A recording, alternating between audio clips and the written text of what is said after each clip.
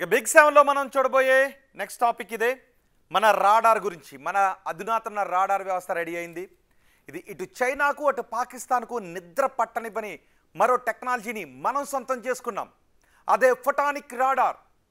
ఈ టెక్నాలజీ ఉన్న అతి కొద్ది దేశాల్లో ఇప్పుడు ఇండియా కూడా ఒకటి. రాడార్లను ఏమార్చే స్టెల్త్ ఫైటర్ జెట్స్ని, హైపర్సోనిక్ అస్త్రాలని కూడా ముందే పసిగట్టేస్తుంది. ఈ టెక్నాలజీతో ఇండియా ఎంత శత్రు దుర్భేద్యంగా మారుతుందో తెలుసా? డిఫెన్స్ టెక్నాలజీలో ఇండియా మరో మైల్ స్టోన్ ని క్రాస్ చేసింది. శత్రువుల మిసైల్ దాడుల్ని ముందే పసిగట్టేందుకు కీలక టెక్నాలజీని సమకూర్చుకుంది. తొలిసారిగా భారత్ ఫోటానిక్ రాడార్ ను తయారు చేసుకుంది.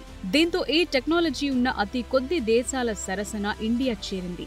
రాడార్లను ఏమార్చే స్టెల్త్ ఫైటర్ జెట్స్ ని కూడా ఈ టెక్నాలజీ ఇట్టే పసిగడుతుంది. శత్రువుల ఎలక్ట్రానిక్ జామింగ్ కి కూడా ఇది లొంగదు. బెంగళూరులో డిఆర్డీఓకు చెందిన electronics and radar development establishment lab దీన్ని డెవలప్ చేసింది. ఇప్పుడున్న మిలిటరీ రాడార్ సిస్టమ్స్ ని 80 ఏళ్ల కిందట అభివృద్ధి చేశారు. అవి రేడియో ఫ్రీక్వెన్సీ వేవ్స్ సాయంతో ఆకాశంలోని టార్గెట్లను గుర్తించడంతో పాటు ఎంత దూరంలో ఉన్నాయి, ఎంత వేగంతో పనిచేస్తున్నాయి లాంటి వివరాలను సేకరిస్తాయి. వీటిలో తక్కువ ఎత్తులు, తక్కువ వేగంతో ఎగిరే యుద్ధ విమానాలు, డ్రోన్లు, రాడార్లను ఏమార్చే స్టెల్త్ ఫైటర్ జెట్స్ ని గుర్తించడం కష్టం. ఈ ఇబ్బందుల్ని అధిగమించేందుకు ఫోటానిక్ రాడార్ టెక్నాలజీ అందుబాటులోకి వచ్చింది. ఇది RF వేవ్స్ కి బదులుగా ఫోటానిక్స్ ని ఉపయోగిస్తుంది. ఫోటానిక్స్ అంటే కాంతి తరంగాలు. ఈ టెక్నాలజీ కాంతిని రాడార్ వేవ్స్ గా మారుస్తుంది. ఈ వ్యవస్థలో ప్రధానంగా లేజర్స్, ఆప్టికల్ ఫైబర్ ని వినియోగిస్తారు. దీనివల్ల రాడార్ మరింత స్పీడ్ గా ఖచ్చితమైన పనితీరును కనబరుస్తుంది. సంప్రదాయ రేడియో ఫ్రీక్వెన్సీ రాడార్లకు బ్యాండ్విడ్త్ పరిమితులుంటాయి. ఫోటానిక్ రాడార్లు స్పెక్ట్రంలోని అనేక తరంగాల్లో పనిచేయటం వల్ల వీటికి విస్తృత బ్యాండ్విడ్త్ ఉంటుంది. అమెరికా, చైనా, ఇజ్రాయెల్ లాంటి దేశాలు ఫోటానిక్ ఆధారిత డిఫెన్స్ సిస్టమ్ పై విస్తృతంగా దృష్టి పెట్టాయి.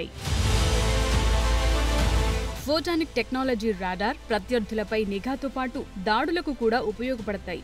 రాడార్లను స్తంభింపచేసేందుకు శత్రు దేశాలు జామింగ్ లాంటి ఎలక్ట్రానిక్ కౌంటర్ మేజర్స్ ని ప్రయోగిస్తుంటాయి. కానీ అవేవి ఫోటానిక్ రాడార్ల ముందు పనిచేయవు.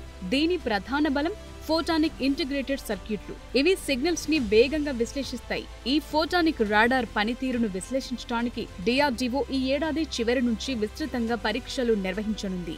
ప్రస్తుతం భారత్ దగ్గరున్న ఆకాశ్ తీర్ లాంటి ఎయిర్ డిఫెన్స్ వ్యవస్థలతో ఈ రాడార్ ని లింక్ చేసేందుకు చర్యలు చేపట్టనున్నారు. మన దగ్గరున్న సుఖోయ్, రఫేల్, తేజస్ యుద్ధ విమానాల్లో దీన్ని అమర్చే వీలుంది. ఫోటానిక్ రాడార్ చిన్నగా ఉండడంతో దీన్ని ఎక్కడైనా అమర్చేందుకు వీలవుతుంది. అందువల్ల పాక్, చైనా సరిహద్దుల వెంబడి సులువుగా మోహరించొచ్చు. ఇప్పటికే స్టెల్త్ ఫైటర్ జెట్స్, డ్రోన్ టెక్నాలజీపై చైనా, పాకిస్తాన్ భారీగా పెట్టుబడి పెట్టాయి. చైనాకు చెందిన J-20 స్టెల్త్ ఫైటర్ జెట్, పాకు చెందిన డ్రోన్లు సాధారణ రాడార్లను ఏమర్చడంపై ఫోకస్ చేశాయి.